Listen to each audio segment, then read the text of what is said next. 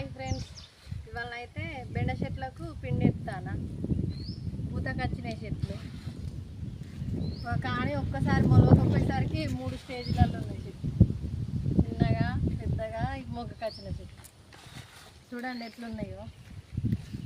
మనం పెట్టిన గింజ చెట్టు అయి కాయ కాసినప్పుడు రైతుకు సంతోషం బాగుంటుంది. కాయలు పడతానే చిన్న చిన్న కాయలు, బెండకాయలు, దుంసకాయలు, బెండకాయలు మొదలు చెట్లకైతే బెండకాయలు అయితే పడ్డాయి ఫ్రెండ్స్. చూడండి ఇక ఈ చెట్టుకైతే బెండకాయ అయితే వచ్చింది ఫ్రెండ్స్. అంత ఇట్లుండు చేను మొలకపోయేసరికి గింజలు ప్రాబ్లం అయ్యేసరికి 3 స్టేజీలలో ఉన్నాయి చేను.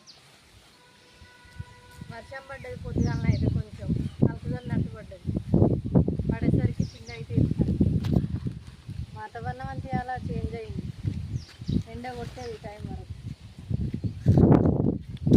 మొక్కలనే ఉన్నాయి. మళ్ళీ వర్షం వచ్చేటట్టు ఉంది.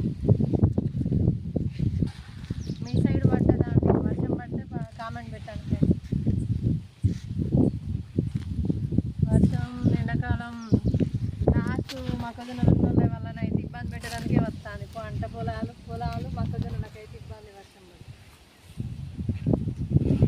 శనగ చేను 3 రోజులు ఇబ్బంది పడి నీళ్ళు కట్టినాం. కట్టడి అయిపోయినాక వర్షం పడి అదే వర్షం మీద నీళ్ళు ఇబ్బంది కోరుతోటి 3 రోజులు ముందుగా పడితే మాత్రం కాయలు పెడతాను. పిండి అయితే కొంచెం చెట్లు పెరుగుతాయి. Okay friends, bye.